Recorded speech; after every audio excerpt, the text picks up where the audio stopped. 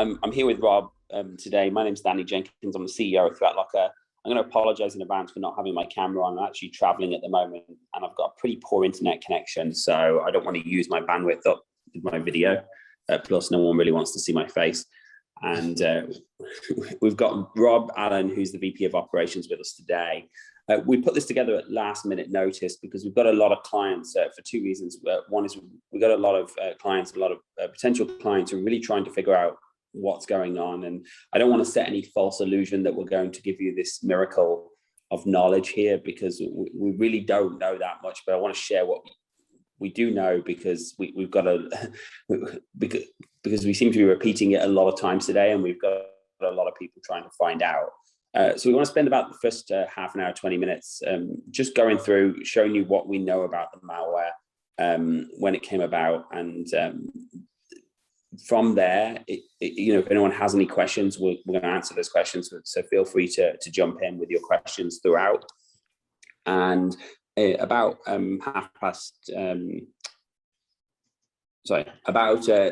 p.m. Eastern time, we're probably going to wrap up.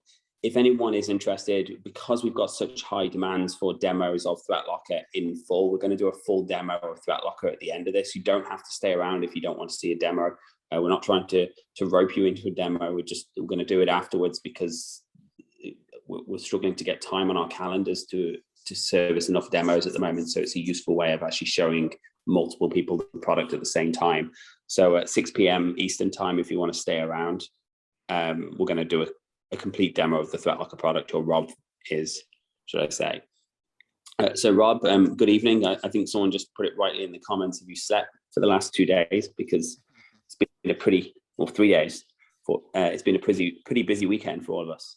It has been a pretty weekend. And I have to say, all credit to all the team who've put incredible amounts of work in over the weekend. I mean, obviously people are very worried, and we're trying our best to put those worries aside as much as possible and just make them have a sense of just knowing that they're secure and doing everything we can.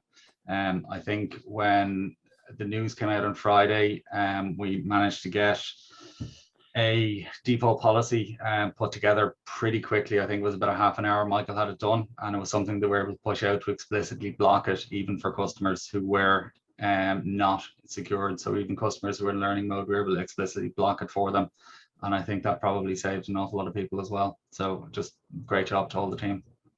Yeah, so I mean, just maybe to start off at the beginning of this, obviously from what we saw on Friday, our first knowledge of this is we received a huge number of alerts saying that the same Kaseya file was being blocked across a number of customers. For those who know how ThreatLocker works, essentially we're a default deny solution, which means nothing runs unless it's explicitly trusted. Now, in order to make default deny work, you have to know what's good and what's bad. So we have these definite concepts of built-in applications. So Kaseya is a built-in application for us, which means whenever there's a new version of Kaseya, we actually download that and update our definitions with it to make sure anyone else who's running Kaseya can actually get that update without having to manually permit it. So we have these monitors in place. So if somehow an update was released that we weren't aware of, which is pretty rarely, but sometimes an update gets released through backdoor channels, that we get these alerts and we can actually remedy them before they become major issues for the customer. So the first thing we heard is we got a number of alerts essentially showing that there was Kaseya files, or what looked like Kaseya files, to be being blocked across multiple customers. And the first thing we did was we tried to research these files to figure out what they were. We couldn't actually find any of the files during the initial research, but what we did notice is none of these files were signed by Kaseya, which was an extremely big red flag. Although it wouldn't be the first time that we had a third party sign a file for a vendor. Quite often we see it with antivirus plugins and things like this, but this one was particularly interesting in that the certificate they were using, and maybe you want to pull up your screen, Rob, so we can show an example of this. Do we want to see blocked or permitted in the learning, Danny? Yeah, just show it in blocked first. Okay.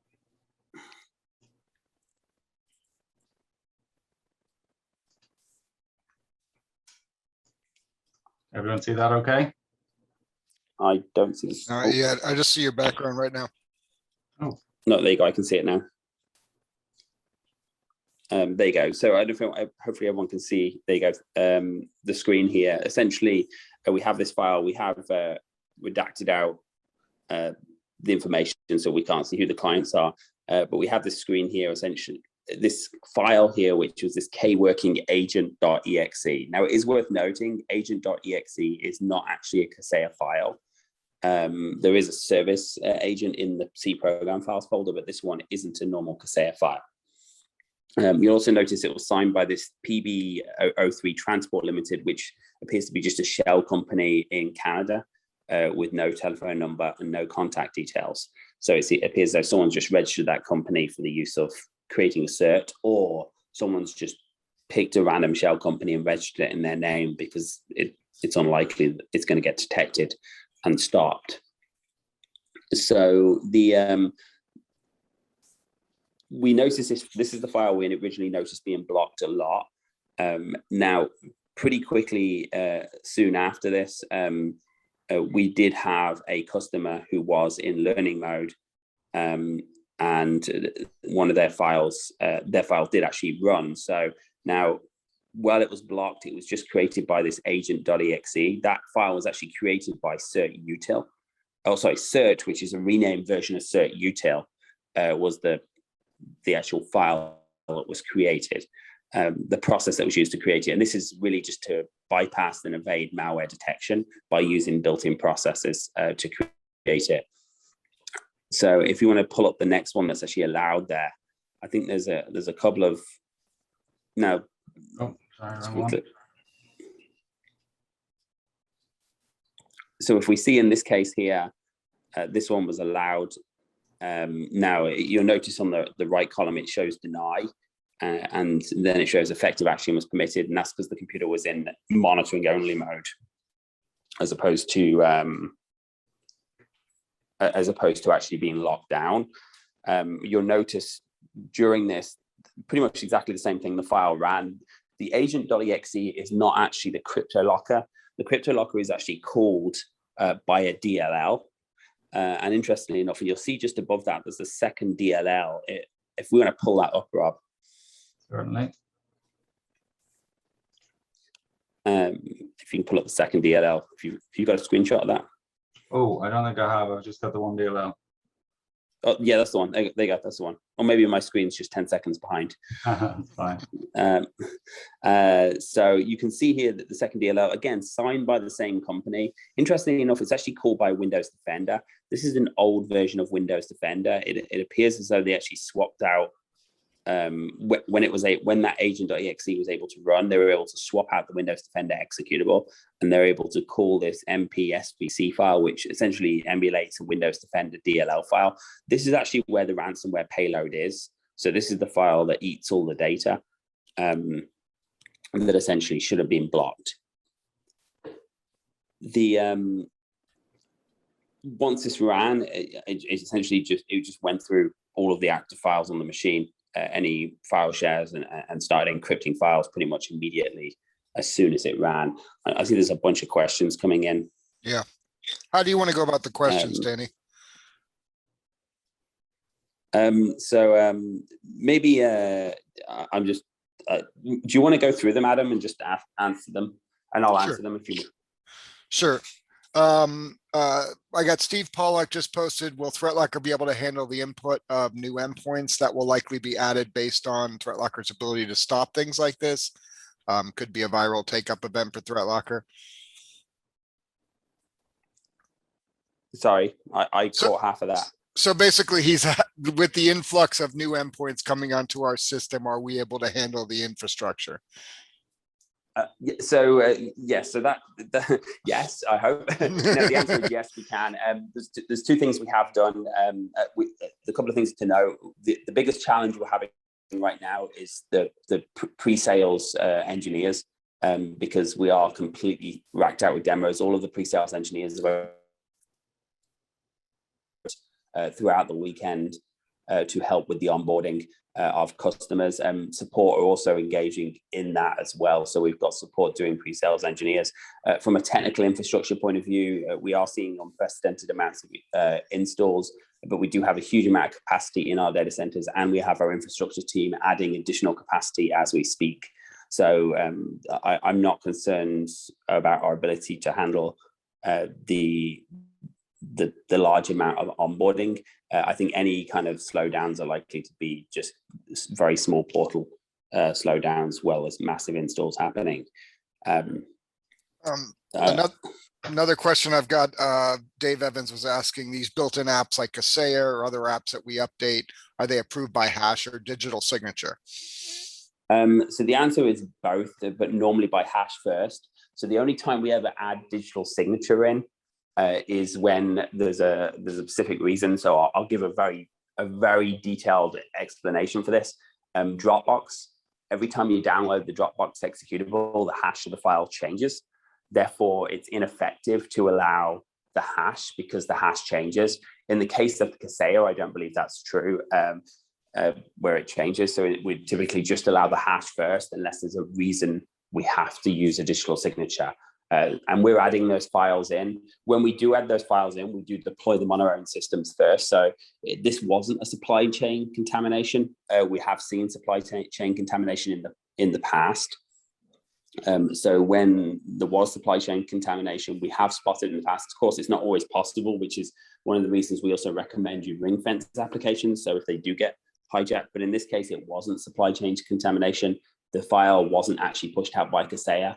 What appears to be the case in terms of how the file came out, this is a vulnerability in Kaseya. We do not know, and we have not been able to get any word from Kaseya. I don't know if they don't know or they just haven't released it publicly. Is this a vulnerability in the agent ports? Because the Kaseya VSA server has 2 ports. It has an admin port for management of Kaseya, and it has an agent port for where the agents actually talk to it. You can actually, if you have your own Kaseya server, you can actually define who can access each of those ports separately. So if you wanted to lock down management to a certain set of IP addresses on your firewall, you could do. Unfortunately, there is no comment as to how, which port they used to actually gain access to the system, but it does appear to be a vulnerability, which means whether you were affected or not really has to do with luck. I mean, these guys were scanning for Kaseya ports, I'm guessing for some time beforehand. Given the speed of this attack, it's unlikely that they were scanning the entire internet in half an hour to actually get that many Kaseya servers hit in such a short period of time. So my guess is they had nodes out there scanning for Kaseya servers on the internet and cataloging that well before. It certainly didn't affect all Kaseya servers, but it did hit a large minority. So from what we've seen is it's below the 50% mark, but it's certainly not, it's not low digits, it's pretty high digits of Kaseya servers that actually attempted to push this out. Again, it could be depending on your location, it could depend on your IP range. It seemed to be a vulnerability in the service as opposed to what we saw in the SolarWinds attack, where it was actually inside the supply chain. In this case, it seemed to be these servers were vulnerable. Kaseya obviously shut down their cloud pretty much faster than anything else, and then they worked with everyone else to shut down their servers. But essentially, that's how they got in, is through that vulnerability. So I'm just got a couple of other questions here. What is the opinion of the public media fallout or the IT ecosystem media? Have you been offered by media to offer analysis? So the first part of that is the media, in most part, is reporting what's being given to them by Kaseya, from what I can tell. I don't know, Rob, have you seen much that's inaccurate printed by the media? No, it all seems to be, broadly speaking, anything official seems to be the same story, which is relatively small number of MSPs that were hit and relatively small number of machines that were encrypted. But there are stories starting to come out now of anything up to 1 million machines. Now, this is via the Revel organization as opposed to anything official, but they're claiming 1 million machines. And actually, maybe you want to pull up the post from Revel as well for those who haven't seen it. Okay, sure, bear with me 1 second if you don't mind. And while Rob's doing that, Danny, Robert just asked why wasn't SAS affected? So I'm not convinced that SAS wasn't affected, but it was shut down incredibly quickly. So Kaseya were obviously made aware of the issue from an attack, my assumption is, and they made a very quick decision to kill their own SAS service, and then start reaching out to all clients to kill their service. So I don't believe that necessarily that it was SAS wasn't affected as much as they shut it down much faster, because they obviously had the power button or the ripcord to pull. Yeah.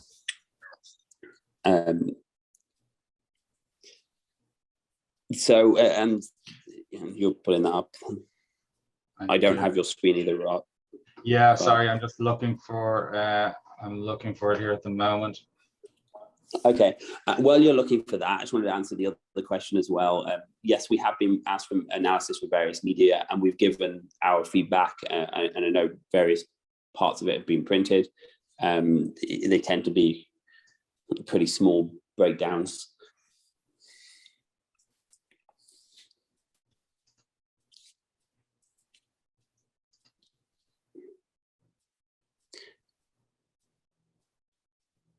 So somebody's asked the question, were default deny for VSA on all your clients? All of our clients but one had this blocked. One of them was a newer client. They were still on trial and they were still in learning mode.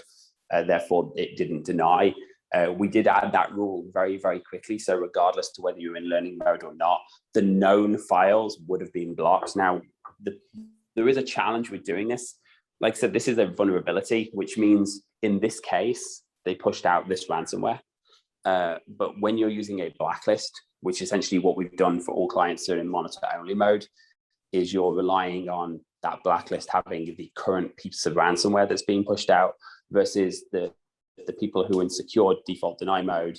They weren't, it doesn't matter whether it's a new payload, the payload changes, they actually are not going to get affected at all. We haven't seen any other payload since, but although I will say in fairness, I think pretty much everyone at this point has shut down their servers. And despite whether you're using ThreatLocker or any kind of zero trust solution, I would recommend that you stick to Kaseya's advice and keep your Kaseya servers shut down until they've got a fix for it. We don't know the consequence of what else this vulnerability could do.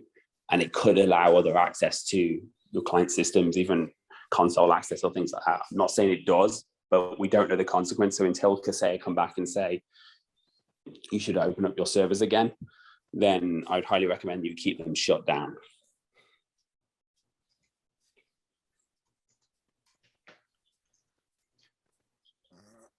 And there's that statement from Revel, Danny. Oh.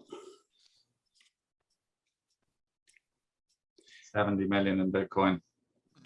Yeah. So I'm intrigued to see if anyone's going to pay the 70 million, or what the outcome of this will be. And even if they did pay the 70 million, we've unfortunately seen quite a few attacks, although Revel ransomware, we haven't seen it where the ransom was paid and the data wasn't returned, or the key was essentially unusable. In this case, it's probably more likely the data would be returned. I necessarily wouldn't recommend paying the ransom. Of course, if your data's gone and your backups are gone, it's very easy to say that. But it's when you do pay these ransoms, obviously you're funding more and more attacks and you're funding more and more cybercrime. I'm just going through some of the questions, and I apologize if I don't get them all answered. Somebody's asked where were their update repositories stored. I'm not sure I understand that question. I don't know if you. Yeah. And then I see another one. Did it bypass any major EDR products? Sorry, what was that question? Or did it bypass any EDR products that in order to get through? From what I'm we're not going to specify product names, but I think the answer is yes, across the board. And there's two reasons for that. One is where it was coming from and running at the system level. And the other one is the fact it was emulating Windows Defender and made it easier to get by these products. I am aware of cases where they had major EDR products on there. This isn't a case of us beating up on EDR products either. This is just the reality is because of the nature of this ransomware, because of the changing files. There's quite a few good articles out there as why certain it wasn't able to be detected and how they were able to bypass these products. Now, Danny, would you consider this similar to the SolarWinds hack? Well, I mean, look, it's similar in that it's same outcome.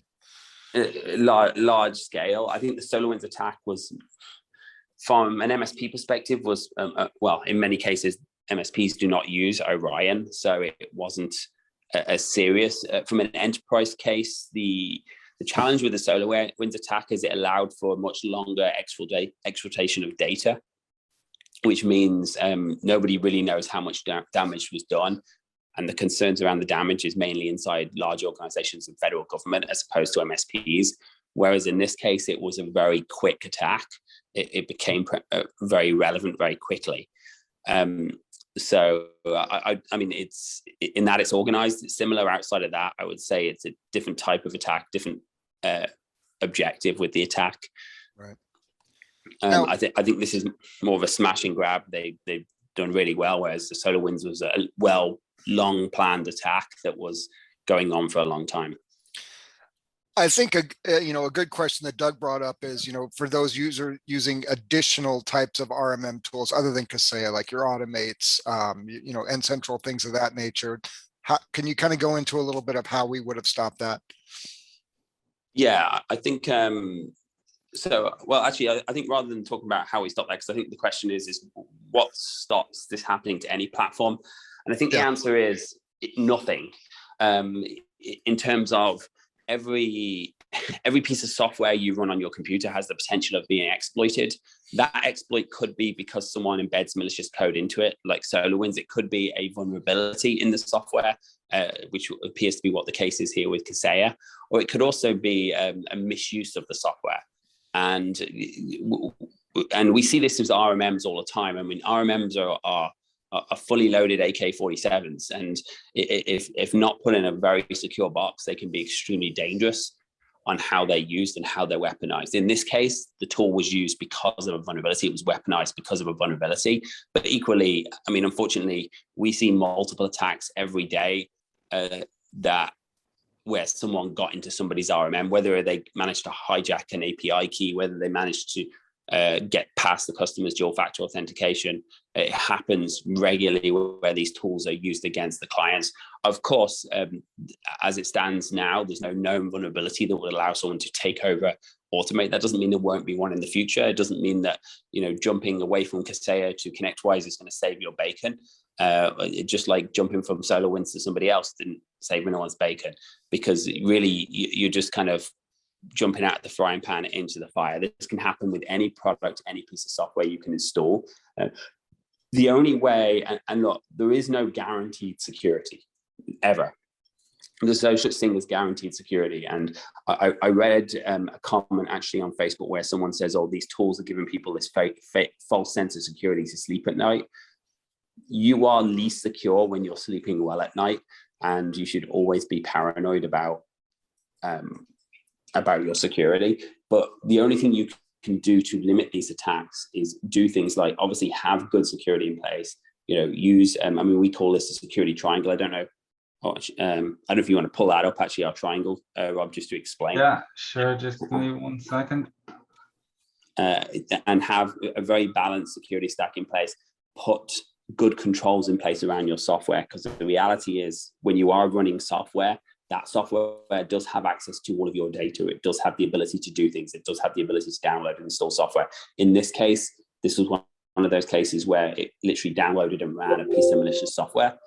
But in other cases, we see it will misuse PowerShell and upload data to the internet, or call out to PowerShell We've seen vulnerabilities in everything from Internet Explorer to Zoom to features in Office that get used against people all the time. I like to, refer to this as the best way to address security is with a three-angled approach. The first part of the approach being the human part, which is the least relevant in this case because you don't have any control over the human part because it's ran by someone else. Have you got the full triangle there, Rob, just to pull it up? Yeah. The second slide. The other part is detection. So the idea of detection is where we're going to look for bad things that are happening. Now, I will say the thing about detection is don't think it's going to detect everything. It's not possible to detect every single threat out there. It's very much just like we do background checks on all of our staff. It doesn't guarantee that they won't commit a crime, just that they haven't been caught committing one in the past, or actually better still, hasn't been convicted. And then the third part is really controls, and this is where ThreatLocker plays a lot. It's really about what can happen on your system. Can executables run? And that's things like that, or DLL files or script files run. And that's where we start talking about things like application whitelisting, what applications can do. In this case, this was a pure whitelisting play that blocked this. But quite often we'll see attacks that don't even run an executable, that will use PowerShell to just encrypt your files or upload your data to the internet. So controlling, just because this software can run, does it mean it should be able to access my entire network? Does it mean it should be able to access all of my shares? And the answer should always be no. So whenever you allow software, and if you're already a ThreatLocker client, I know we have standard out-of-the-box ring fencing policies for high-risk programs, but this is a good exercise to take for all of the applications in your permitted policy list. Just checking that box saying, hey, this file doesn't need to access my file systems. So if it gets compromised, it can't eat your data or encrypt your files in the future, because even though it's on the allow list, it doesn't mean it can do more than it needs to. And putting as many restrictive policies in place as possible. Your backup share only needs access from your backup software. Your QuickBooks share only needs access from your QuickBooks software. That means, again, whether it's Kaseya, whether it's ConnectWise, whether it's Internet Explorer, when something gets exploited, it won't be able to see your data that it can't do. That's the best way to approach these types of attacks, and making sure that we have all of those layers in there as well. I'm just keep reading through some of these questions as well. One of them was, I think Rob was typing an answer or something, but could a cyber criminal create a signature and a hashtag that ThreatLocker would not see as a virus? That's from Daniel. Sorry, read that again, Adam. Is there a chance a criminal could create a signature and hashtag that ThreatLocker would not see? So first of all, there's a chance of anything, but it's not a case that we wouldn't see it. And what you don't know, you don't know. But it's because we don't care about the hash. We're just saying, is this file allowed to execute or not? There are things that get around whitelisting, and that's why ring fencing is so important as well. But there's always something we don't know about. I think the biggest thing you have to watch out for with security software is making sure that it's configured properly and it's running on the machines, and it's running before anything malicious is running. One of the things that I think is always a good idea is making sure your RMM is set to delayed start, whatever security software you run, because potentially on boot up, there's a race on who can get there first. Now, we do things post start as well to kill process and things like that. But I think, I don't know of a way, but if we did, we would fix it. But the idea that anything is completely bulletproof is naive. I will say that nobody has ever been crypto-locked or had malware well in secured mode in ThreatLocker. Definitely in unsecured, definitely in learning mode. There's always a possibility, and that's what running on your machine, because the less you run, the less your users can do, the less your systems can do, the less likely you are to be hit by this attack. Full stop. I'm just reading through some of these questions. If you find any more,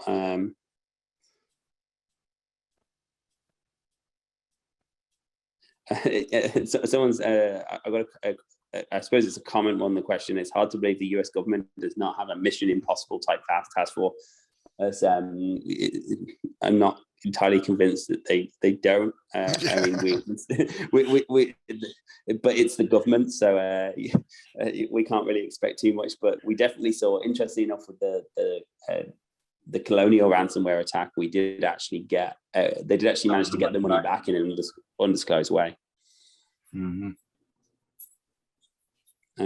Someone just asked if it affected the Mac operating systems and if we had a Mac agent in process. So we do not have a Mac agent right now. We currently have it development in process. It was supposed to be out in June, and I promised that at the beginning of the year. It's been a really hard challenge to write security at the kernel on Apple because of the way it's basically impossible. So you have to have a lesser security option as opposed to no security option. In this case, did not affect the Mac operating system, not because the Mac operating system is more secure or less secure, just because they didn't write the ransomware for that, because it's not as widely used. Obviously, servers it did affect if they weren't using a Mac server, which, well, there's no Apple server since 1999. Somebody's asked a question about our product. Will it work with other antiviruses like Sophos? Absolutely. And we have a number of clients who use Sophos, who use SentinelOne, who use Webroot alongside ThreatLocker.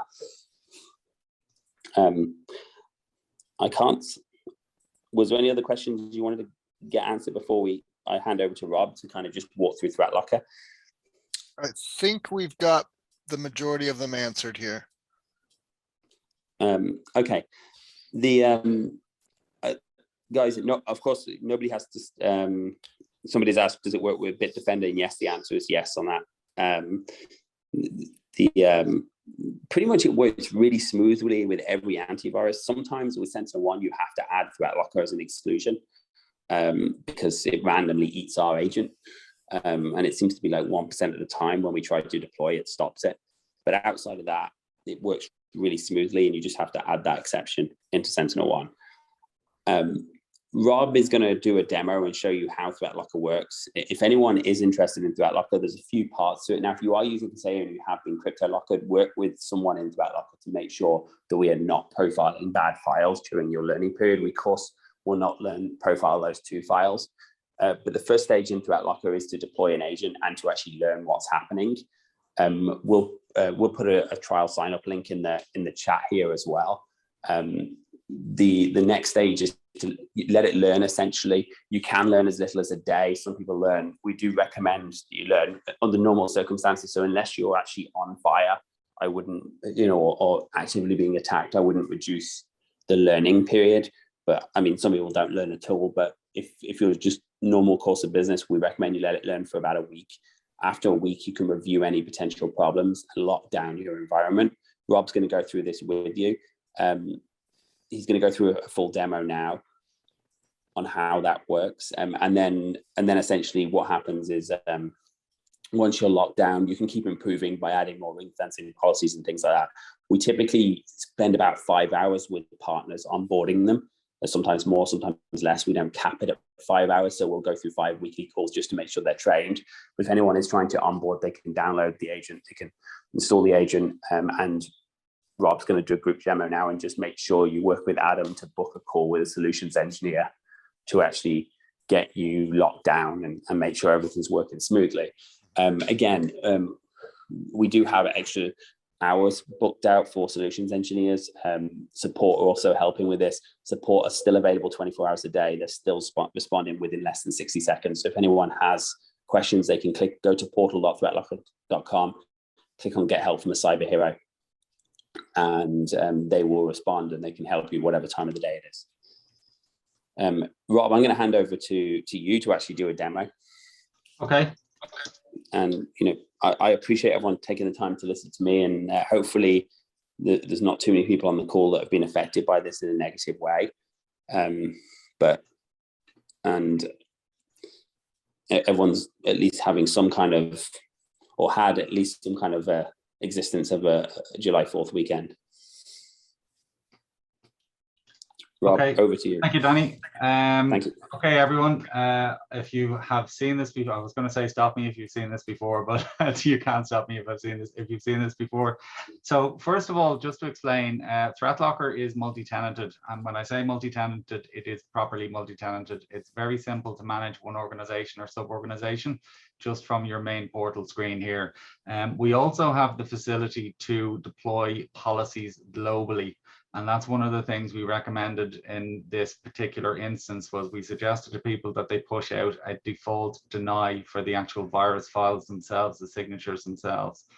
So as Danny mentioned, when you deploy ThreatLocker, apologies, I'm going into the wrong place here. When you deploy ThreatLocker, it goes out in what's called learning mode. And learning mode is very important from two different perspectives. So first of all, unless you know what is present in an environment, you can't know what shouldn't be allowed to run in that environment. So you need to build a picture of what is present in order to know what shouldn't be allowed. Now, the way that happens, or the way that's done, is by logging everything, every interaction, every DLL, every executable, everything that happens in this environment is going to be logged. And what's happening in the background is that policies are going to be created to allow that software to run. So I'm going to go into my policies list. I go into my workstations group, and you can see all the policies that have been created here to allow software to run in this environment because this software was found. Okay. One thing to be aware of, you're going to see the word built-in beside a lot of the applications here. And built-in is really important. Built-in is kind of the secret sauce in terms of what we do. So application whitelisting has always been a good idea. It's always been desirable from a security perspective. The issue has always been how difficult it is to manage and how difficult it is to keep up to date with updates and so on.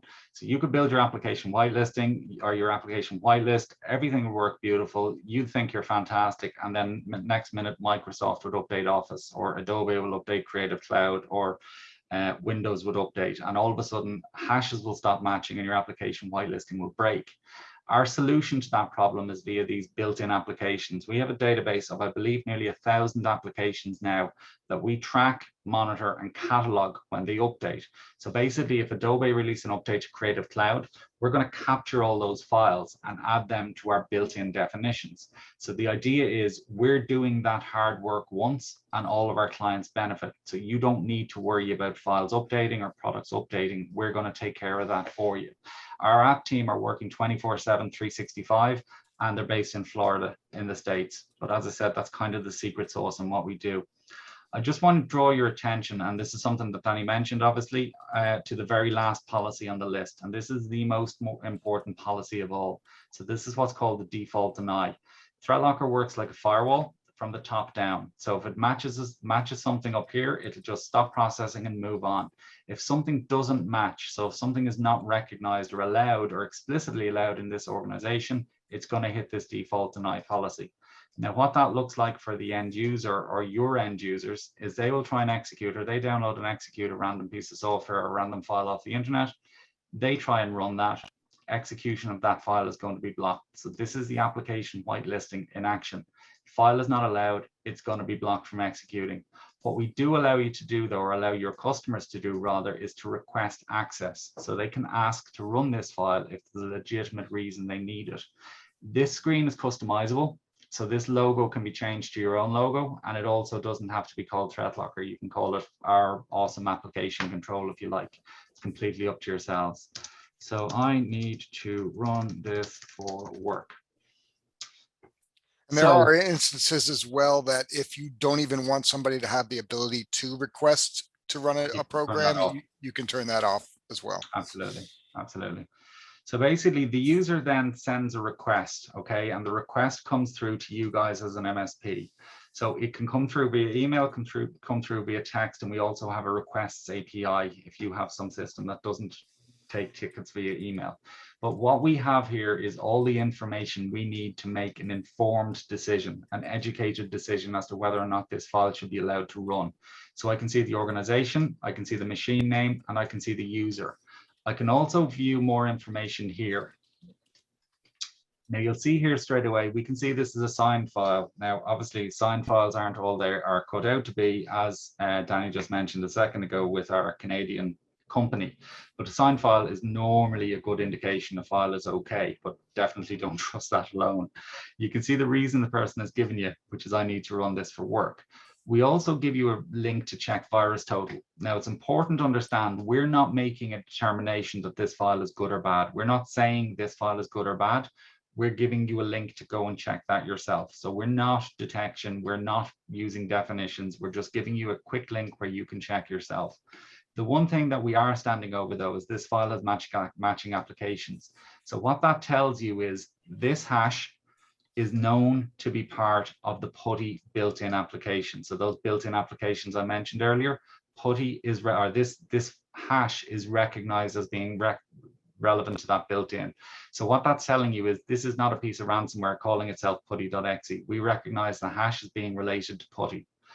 I'm going to just permit this application to run. If I want, I can expire it after a period of time. So if they don't need it, run it for very long. Don't let them run it for very long. I could also apply ring fencing at this stage, and I'll come back and explain ring fencing in a bit more detail now in a moment. And I'm going to allow it for a group of computers, because in most instances, if one person in an organization can run a piece of software, everybody can. But you can also apply it just to this computer only if you prefer. So you can be very specific about who has access to it. I save my policy. And I'm just going to show you what's happened, or I save my request rather. I'm just going to show you what's happened in the background. So I'm going to go into my policies list again. I'm going to go to my workstations group, which we just approved that software for. And you can see the top policy on the list, the most recently created one is PuTTY and a permit. So by approving that request, we have created a policy. We didn't have to go in and manually create a policy. By approving the request, we've created a policy. And what that looks like for the user is within 60 seconds, they try and execute the same file and they're going to be allowed to run it. So blocked, requested, evaluated, approved, the file running, all within about 2 minutes. So it's a really smooth process. Now, bear in mind, this is only for new files, new software, new executables that are brought into this environment.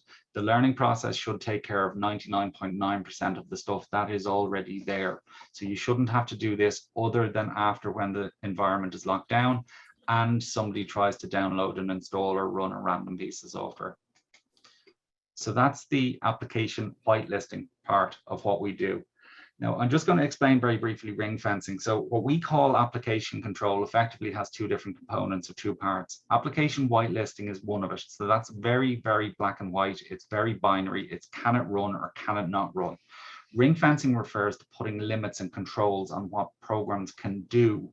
So you can put limits on what applications they can interact with. You can put limits on storage locations and what places programs can get at. And you can also limit their access to the internet. So I'm going to give you a couple of examples of where that will be applicable. So this is just a perfectly normal Word document with two links in it, one of which opens a website. The second link opens PowerShell, okay? We don't want Word to be able to call PowerShell. There is no good reason for Word to be able to call PowerShell. So if there's no reason for those two programs to be able to interact with each other, block it from happening. And that's exactly what we do. So we ring fence Office to stop it being able to call PowerShell. So you'll see here, we have a ring fence policy. The other thing I wanted to show you, apologies, the other thing I wanted to show you was the ring fencing of PowerShell itself. Okay, so PowerShell is part of Windows. PowerShell is a built-in tool, okay? But the point is it can be weaponized and used against you. Now it can be used in very simple ways. So again, I'm going to give you an example of that now. So I have a one-line PowerShell command here, and what that PowerShell command does is it recursively goes through my documents folder and uploads everything it finds to Google Drive. It's trivial to get a user to run this. I mean, literally, you can do it via macros, you can do it via rubber duckies. I'm sure you've seen many of Danny's demonstrations with rubber duckies. But that command runs, and next minute your files are sitting in a public Google Drive. Again, we allow you to control that interaction. So I'm just going to show you what that policy looks like. So you can see here, this is a permit with ring fence policy. So what we're controlling is application interaction. So we're blocking interaction with the following applications. So we're blocking PowerShell from interacting with BitLocker, because if PowerShell can talk to BitLocker, bad things can happen. We're also controlling interaction with the file system. So we're enabling ring fencing to protect access to our files. Now, if there are specific instances or specific locations that PowerShell does need to talk to, you can create exceptions for that. But the point is, you start from a base of no access. If it doesn't need to access your file system, if it doesn't need to access your servers, don't let it access your file systems and your servers. You can control access to the registry, but this is a really interesting one, which is the internet. So PowerShell by default can go anywhere and do anything on the internet. We let you control that. So we're going to restrict PowerShell from accessing the internet except for the below rules.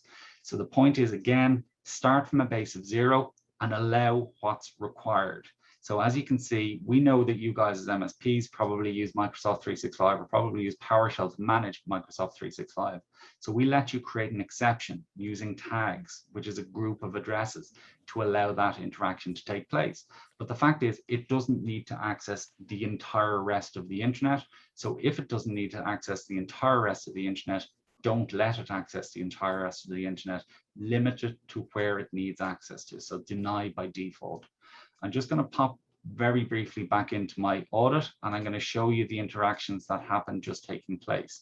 So we will see in this instance, I've got 3 important documents here. I've got a very important Word document, a sensitive information presentation, and a salary spreadsheet.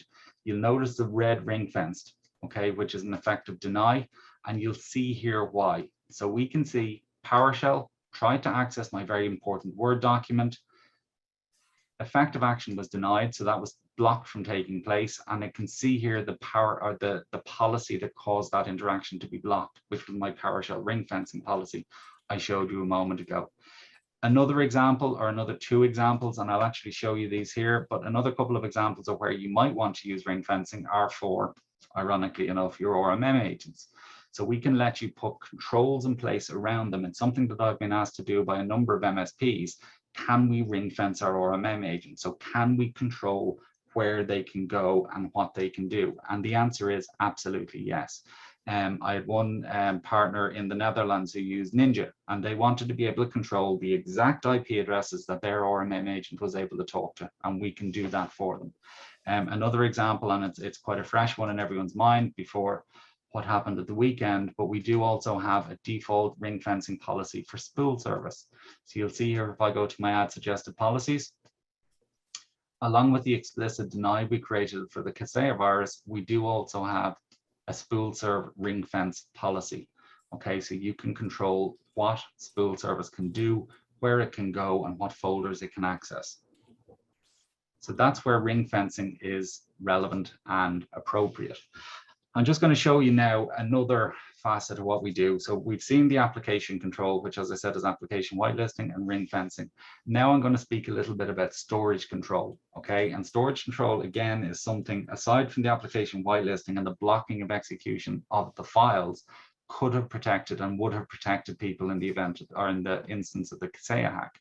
So, for example, and Danny mentioned this earlier on, an example would be something like a backup location. Okay, so if a backup location only needs to be accessed by your backup software, we let you set it so only your backup software can access that storage location. Okay, nothing else, not Windows Explorer, not anything else people run, not a piece of malware or a piece of ransomware.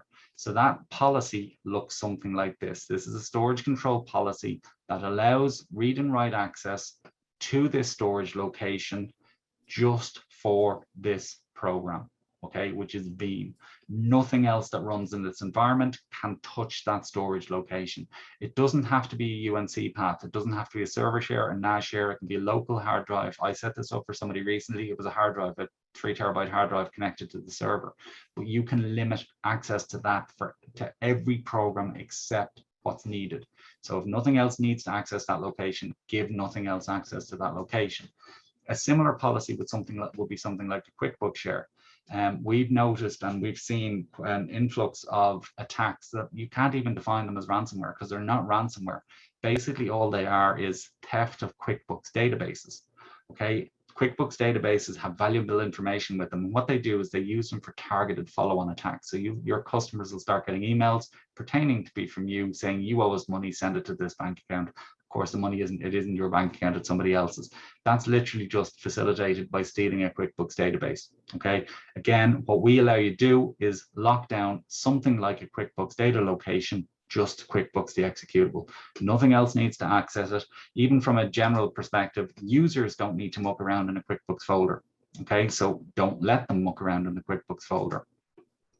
Now, just to give you a slightly more expanded example of this, which is something like a public share or a common share on a server, I would challenge anybody to come up with any more than about 10 programs that would need to access a location like this. You're going to want Explorer to be able to access it so users can browse the folder. You're going to want a text editor of some description, so say Notepad, probably the Office applications, maybe Adobe Acrobat, maybe one or two other programs. But there's a limited number of programs in reality that need to access a general storage location like that. So the point is, if only that number of applications need to access that storage location, then don't let anything except those applications access that storage location. So what that looks like is this. You'll notice, or you noticed, I put Explorer on the list of allowed applications for this location. So Explorer, I can browse these files. I can open Word documents. I can open spreadsheets because both of those programs are on the list of approved applications for this location. I can open text files with Notepad because Notepad is on the list of approved applications for this location. But as soon as I try and step outside those boundaries, so as soon as I try and open that file, for example, with Notepad++, that is going to be blocked because Notepad++ is not allowed at that storage location. Okay, only the programs we specified are. So don't think about that in terms of Notepad++. Think of it in terms of a piece of ransomware that somebody manages to get into this environment. So say you guys approve something you shouldn't, or something gets by your detection, or say you have a machine in learning mode, for argument's sake. If you have storage control policies in place to fall back on, it means it can't do any damage. It won't be able to encrypt your important and sensitive files, or steal your files for that matter. One other example of how you might use storage control is something like USB drives, okay? One of the most common ways for information to walk out of businesses these days is via USB drives, okay, and unrestricted access to them. What we do, or what we let you do, is create policies to block that from happening. So you can see in this instance, I've created a policy to block access to USB drives, but I've given the user the option to request access. So you can see here, I can send a request off. Again, it comes to you guys as MSPs, and you can decide whether or not the user should be allowed to access it. So I click on view, I get my request up. I can be very specific and granular about what permissions I give. So if I want, I can do it for a group of computers. I can do it for the entire organization, or I can just allow this specific machine to access this specific storage device, this specific USB key. I can just give them read-only access if I want. So I don't need to give them read and write. So they don't need to copy files back onto it. I'm just going to let them read-only, or let them have read-only access. I'm going to permit that storage device, and I'm going to show you what's happened behind the scenes. Okay. Again, by permitting that, or by approving that request, we have created a policy. This time it's a storage control policy. You can see here, this is the device, this is the action, this is the permission that's been given. So again, within 60 seconds, and as you can see, these changes are very quick to come down, I'm allowed to access that USB drive. So I can copy files off because I've been given read permission. But as soon as I try and step outside of those boundaries, so as soon as I try and copy something back on, it's going to get blocked. And it's blocked because we've only given those read-only permissions. Okay, so that's storage control. I mean, the best way I can describe it is that you're really only limited by your imagination in terms of the storage control policies you can put into place. Storage control doesn't learn in the same way as application control. And somebody asked me a very good question last week as to how do we learn them?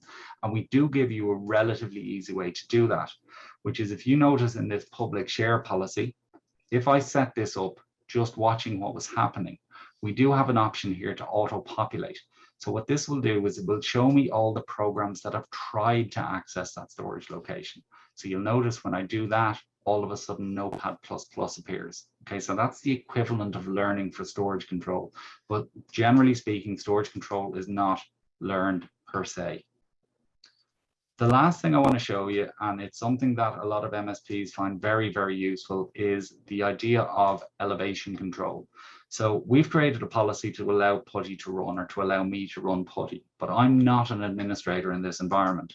So as soon as I try and run something as an administrator, I'm going to get blocked, or it's going to get blocked. Okay, I got my USE prompt. I don't know the admin username and password. Now, what a lot of MSPs will do at this point is they log in, they'll get a ticket log, they'll log in, they'll type in the password. But what we let you do is request elevation directly from here. It's the same screen people are used to, the same interface, the same method of asking for permission. So I need admin for this. I send the request off, and again, it comes through to you guys where you can evaluate it and approve it if required. So you'll see I've all the same information available for me. I can see the organization name, I can see the username, I can see the computer name, I can see the file. So it's exactly the same information I had to evaluate the execute request. So I'm just going to choose the matching application, which is our PuTTY built in. I'm going to permit the application to run without restriction, but I just want you to remember I could add ring fencing at this point. Okay, I'm not going to, but I could. You'll notice that elevation is ticked by default. So assist in elevating as local administrator is ticked because it's an elevation request. And again, I'm going to allow that for the entire group of computers, which is workstations. I deploy my policies. And again, just to show you what's happened behind the scenes is I go into my workstations group and I can now see, I actually used the wrong definition. I used chocolatey PuTTY, but it has the same effect. So I now have a definition for chocolatey PuTTY, which is a permit with elevation. Okay, so that's going to allow PuTTY to elevate. So I right click on my file, I go to run as administrator, and for your convenience, ThreatLocker has elevated PuTTY to run as a local admin. Now, last but not least, I just want to show you one of the weaknesses in other elevation products and also traditional typing in a username and password elevation, okay? Which is once a process is elevated, once a program is at that level, what they can then do, or what you can then do, is you can use those elevated privileges to bounce into other applications. So as you can see, I was just able to run PowerShell off the back of my PuTTY elevation, okay? And that's obviously a weakness. Now, our solution to that problem is by combining two of the technologies I've shown you. So we can combine elevation and ring fencing. Now, as I mentioned a moment ago, I could have done this from the approval screen, but I'm just going to change this policy. I'm going to edit this policy and change it from a permit to a permit with ring fence. And you can do this with any approved programs, not just this one. But what I'm going to do is I'm going to deny interaction with all applications. Okay, very simple change, but I just don't want PuTTY to be able to interact with other applications while it's elevated. So I save my policy.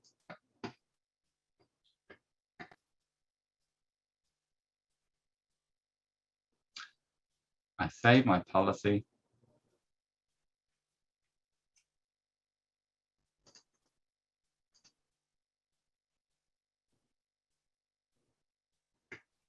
I think my internet has suddenly gone slow. Yeah, mine is crawling.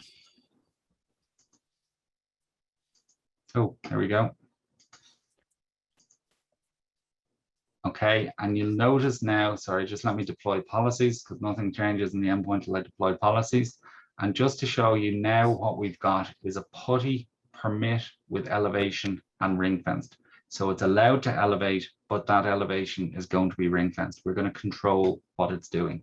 So just to go back in here for a second, and if I've waited for long enough, I should still be able to elevate, which I can. But as soon as I try and do the bad thing I did a moment ago, which is to bounce into PowerShell using those elevated privileges, you can see here that interaction has been blocked. So we've limited that. Now, again, all of this is visible both here from our blocked items tray, where we can see everything that was blocked. And it's also visible in our unified audit, where, as I mentioned earlier on, everything that happens in this environment, every execution, every DLL, every file that's read, written, moved, copied, you name it, it's all visible. And that's really important to know. So everything from, if I want to see all the files that were opened in this environment, I can see all the files that were opened in this environment. So all of that is visible to you guys as MSPs. So there's never going to be a mystery again as to how did this file or how did this folder disappear. I mean, we all know folders don't disappear, but with this, you can say, okay, you copied it from public to public / subfolder. That is pretty much everything I wanted to show you people. I hope that made some sort of sense. Are you still with me, Adam? I'm still with you. Yeah, I was just going to say, so in the chat, I've put a link to set up a demo as well as to start up a trial, as well as my email address in there.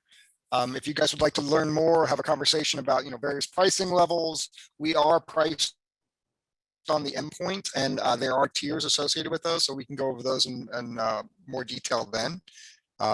If you have any questions, just general questions, definitely feel free to reach out. We appreciate everybody's attention today, and hopefully there was some good value for you to gain from this. Excellent.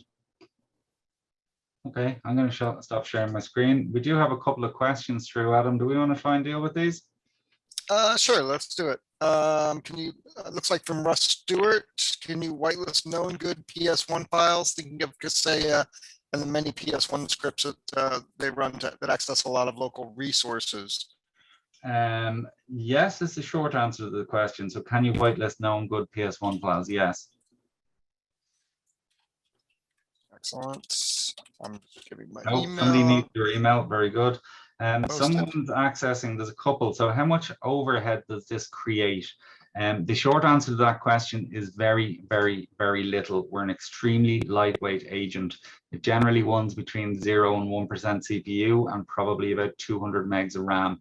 Bear in mind, we're not trying to figure out if stuff is good or bad. We're not, there you go, 0%, ThreatLocker service, 1%. We're not trying to evaluate things being good or bad. We're not trying to judge their good or badness. We're literally, are they allowed or are they not? So it's very binary, it's very simple, it's rules-based, but it's a very good question. Another question, I have a client that develops their own apps, tens of exe files weekly. Have you clients with similar situation, and how do you control the remote workplace, people working from home PCs now? Well, the first part of that question, we have developers or development companies that use ThreatLocker as well and use it very successfully. So the point is you just create rules to facilitate what they need to do. Again, don't give them too much access, don't let them do everything, but you can create rules based on programs that create the files and where the files are created. So you can be quite specific like that. How do you control remote workforce? This works from anywhere. It's a cloud-based platform. I mean, technically the agent will run even in the absence of an internet connection, but as long as it's internet connected, everything it does is going to be logged and tracked within the system. Two other questions, and they're actually on a similar theme, Adam. If your agent is removed or shut down, is the policy still in place? You'd have a very hard time shutting down or removing the agent, and that links onto the second question, is can ThreatLocker restrictions be usurped? We have extremely strict tamper protection policies in place, so you can't touch our services, you can't touch our files, you can't stop our services, you can't uninstall ThreatLocker. It's very, very, very strong, so you'd be doing extremely well. The only way you can actually do that is you turn it off basically via the portal. So you have to turn on what's called tamper protection mode, or turn off tamper protection rather, and then you can do things to the ThreatLocker service and agents and shut them down and everything else. But in the absence of that, it ain't getting turned off. And just as a side note, even though if you have an endpoint that's not connected to the internet, the policies will still be in place. Yes is the short answer. So we cache a local copy of all policies. So yes is the answer to that question. Nick has a question, which is Elevate only for running as admin? What about our clients that do not have admin privileges? Can we Elevate to give the admin privileges to install software? Absolutely. That's literally what I just showed you. So you're elevating specific processes. Now we do also have a maintenance mode, which is just a blanket elevation for a particular user profile. So you'll notice here, I've got an elevation mode. I can add that as a maintenance schedule. So for example, you guys as MSPs, if you're doing maintenance on an endpoint, if you know you're going to need to be an admin for a period of time, you can do that via maintenance schedule. But the elevation running as admin, effectively you're running a particular process. It's still within the same user context, so you're not jumping into another user context. Okay, it's still as you, but it's just as you as admin.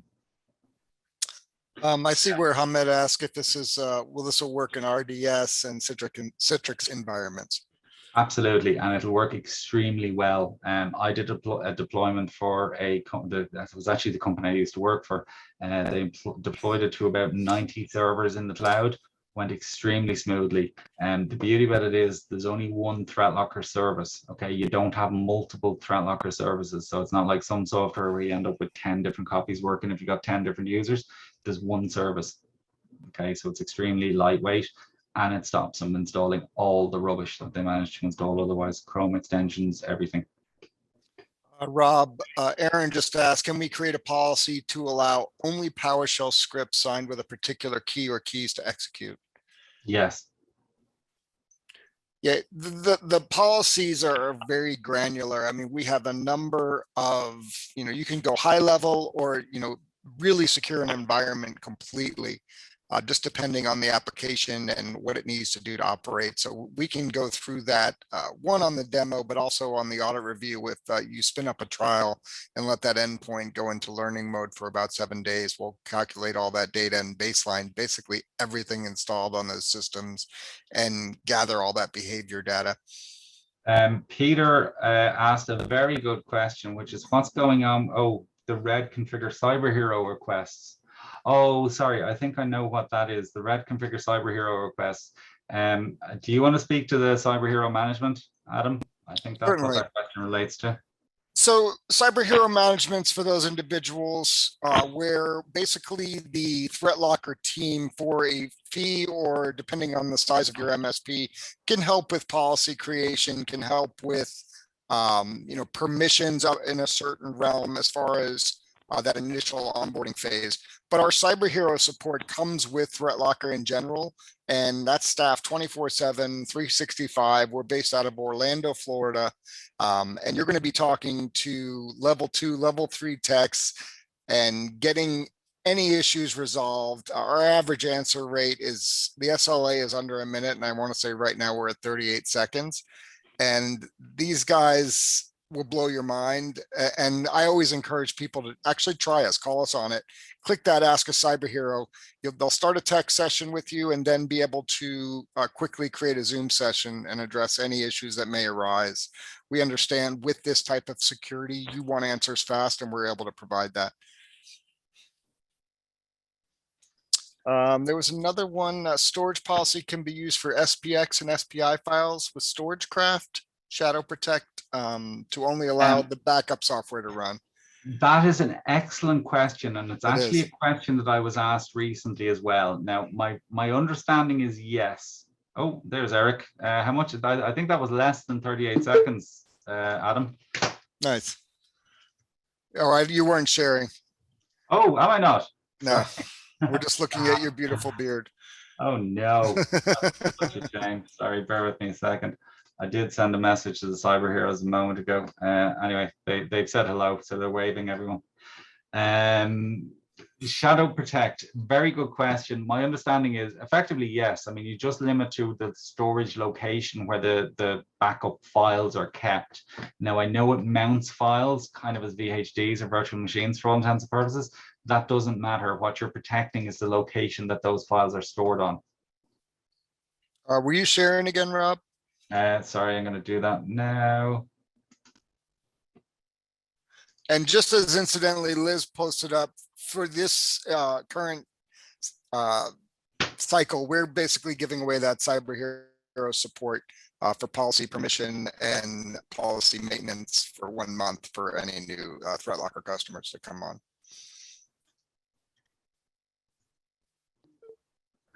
Okay, Eric says hi. Webinar, God. Okay, do we have any other questions? Again, my email's on there. I've posted the demo link if you'd like to see a demo of ThreatLocker.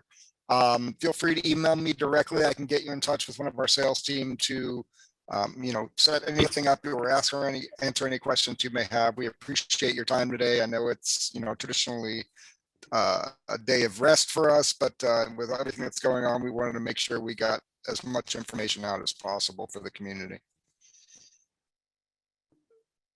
Superb. Thank you very much, Adam. Thank you very much, everyone, for staying with us till the end. We hope we helped. Now you will be, if you signed up for the webinar, you will be getting a copy of this recording. So it'll be emailed to you. Excellent. All right. Thanks all. All right, guys. Thank you very much.